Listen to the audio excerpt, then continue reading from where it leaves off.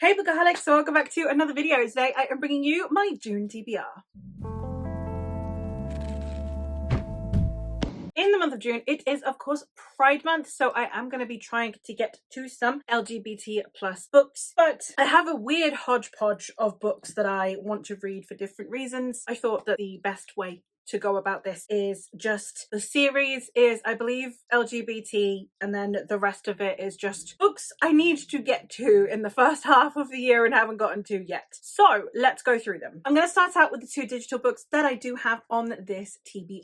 I do have only two, as I said, at the moment. I will probably end up dipping into other digital books, but as it currently stands, this is the TBR. These are the ones that I have planned. The first one, nothing to do with Pride Month, but it is an audiobook that I own, and I would like to have an audiobook at the ready, so I'm going to be listening to One for My Enemy by Olivia Blake. This is, I believe, Slavic folklore meets Romeo and Juliet, in which we have two rival gangs, and I think that the matriarch of one of them is literally Baba Yaga, and I think, yeah, it's enemies to lovers, Romeo and Juliet style story. I'm really excited for it. This will actually, I believe, be my first Olivia Blake book as well, which seems absolutely criminal. I'm really excited to be trying it out. The other digital book that I have is one that I recently picked up, and that is Chaos Wielder by A.E. Cosby. And this is one that I am really excited to give a try. I actually found out about it through following Harley LaRue, who is one of my favorite erotic romance authors, and they recommended this one, and it was on a couple of recommendations list by their fans as well, and it is a polyamorous male female romance. One of the couples is, I think, second chance romance, and the other couple is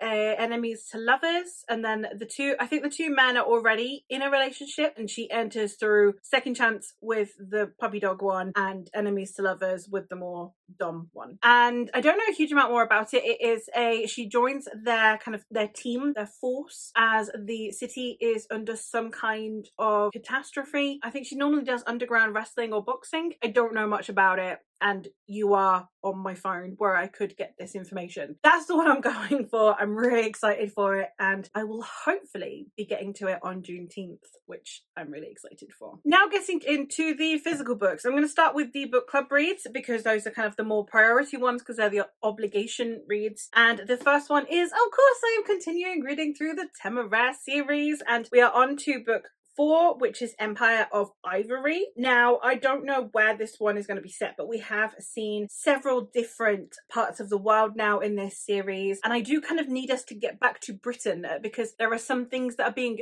discussed that I think now need to be confronted a little bit, now that we're going to get to close to the halfway point through the series. But this, for those of you who don't know, is the buddy read / read-along that I am hosting with my friend Elena Nichvato, who I will leave linked in the description. It's 9 books, and it's the Napoleonic Wars, but with dragons. We do have a Discord where we are chatting through on this, and we also have done a live show for books 1 and 2 as of filming this, which means that number 3 will be coming soon at the beginning of June. And I'm really excited. I think from the last word on the synopsis being Africa, we're going to Africa, and I am really excited to see what Naomi Novik does with this area of the world during this time where it was a very contentious time in Africa. And the other read-along / book club that I am participating in is I am joining the brothers Gwyn on their read-alongs, and this month we're delving into some Papa Gwyn, and we're delving into Of a Blood and a Bone by John Gwyn, the first book being A Time of Dread. This is the sequel series to The Faithful and the Fallen, which starts with Malice, and that is a series I do have a review on the channel for. I love that series so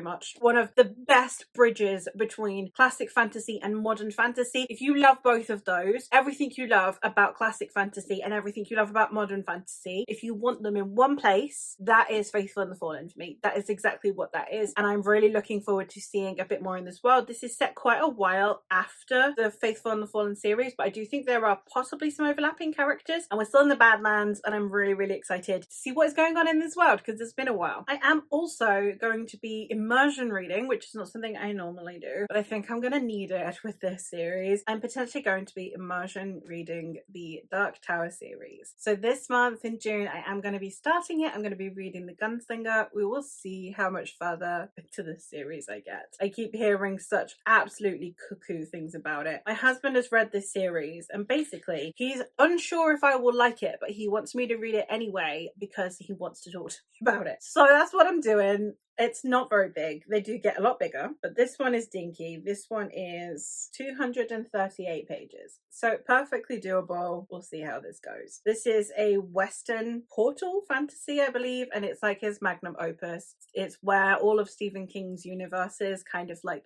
conflate into this series. Because I do believe later on we do get mentions of the guy from The Shining, and we also get it, like Pennywise mentioned in here later on in the series as well. He himself makes an appearance later on in the series. I don't know very much. I know the opening line, which is the man in black fled across the desert and the gunslinger followed. That's it. That's all I know. And I don't need to know anymore because I have to read it anyway. Now I'm going to get into some standalones that I am hoping to read this month. The first one is one that I have picked up really recently, but I'm really excited to get to. And that is The Daughter of Dr. Moreau by Silvia Moreno Garcia. I have read 2 books by Silvia Moreno Garcia now. I've read Gods of Jade and Shadow, and I've also read Mexican Gothic, and I really liked both of those. I did prefer Gods of Jade and Shadow, but I really enjoyed both. I'm really excited to see where I fall on this one. This is a retelling of the island of Dr. Moreau, but told from the perspective of his daughter Carlotta, and I think there is possibly a romance in here, and we are following her as she tries to understand her father while stuck on this island. I just want to work my way through Silvia Moreno Garcia's back catalogue, so I don't really care too much what it's about, on top of the fact that it is a retelling of the island of Dr. Moreau, and it is only 304 pages. Makes me very excited to be getting to this one. And the last standalone I have on here, again, just one that has been calling to me and I really want to read. It's a recent acquisition as well, but it's just one that I need to prioritize because I need this book in my life, and that is A Sword of Bronze and Ashes by Anna Smith Spark.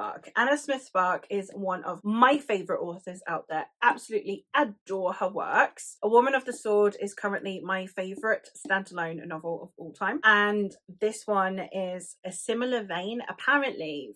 So I won this in a giveaway that was hosted by Alex from Spells and Spaceships. This is one that I was really excited to get to because he was describing it as kind of the antithesis of A Woman of the Sword. A Woman of the Sword is about motherhood in this fantasy setting, and it's about all of the failings that can come with motherhood and all the pressure that is put on motherhood, and she is not really cut out to be a mother, but that doesn't make her love her kids any less. Well, this one is more about a mother's devotion and a mother's unrivaled affection for her children. I believe that Kanda is supposed to be kind of the opposite end of the spectrum to Lide, who is the protagonist of A Woman of the Sword. So I am super excited to get to this one. It's not that long either. We're going to be getting through some short ones this month, but this one is 326 pages, so another very dinky one that I am really excited to dive into. And now the only thing I have left to talk about is the series that I'm going to be reading. I am going to tackle this.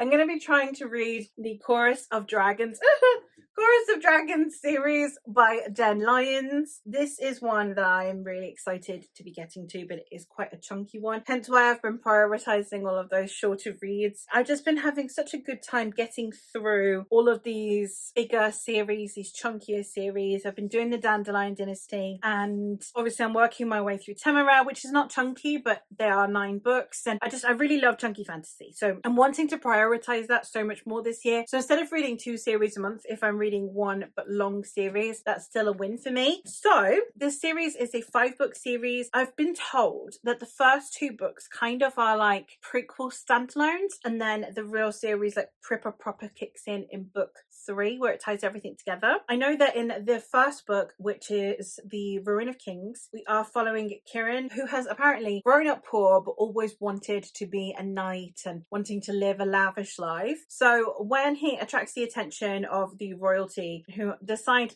to claim that he is the long lost heir to a fallen family, he is then embroiled into his new family's schemes. To make matters worse, he discovers that he is part of an ancient prophecy, but he is not supposed to be the one that saves the world. He is supposed to be the one that destroys it, attracting the attention of demons, dragons, and of course the royalty. He is now thrust in way beyond his capabilities. I believe that this one is told in a very interesting way, where it is told where he is being interrogated, and so they ask him to recount something, so then he recounts it, and then the person interviewing him is like, no, we need to go back further, and then goes back further in time. So we have like the interviewer telling the furthest back timeline, the interviewee, which is Kieran, telling a more recent timeline, and then obviously also the timeline in current time where they're talking to each other. And then I believe that the name of all things, which is book 2, is very, very similar in setup, except that we are following a different person being interrogated. And then I believe that in book 3, which is A Memory of Souls, is where the two stories come together and create, you know, the larger purpose of the series. Then we have book 4, which is The House of Always, and then it concludes with the Discord of Gods, book 5. Again, all of these books are relatively chunky. I think that we are looking at about 700-800 page tomes, but I am really, really excited to be getting to this series. I do believe that at least one of the characters is also disaster bisexual, which as a disaster bisexual I find very relatable, and I'm really excited to read. So yeah, that's where I am at. I'm really excited to be diving into all of these, apart from the Gunslinger. I'm not excited about that. I'm not even going to lie to you. I am not excited about reading this book, but I love my husband. So let me know if you've read any of these books, and let me know in the comments down below. Hype them up for me. Get me even more excited than I already am. Try and get me excited for Gunslinger. I dare you. But yeah, that is all from me for today. So thank you ever so much for watching, and I'll hopefully catch you in another one soon. Bye!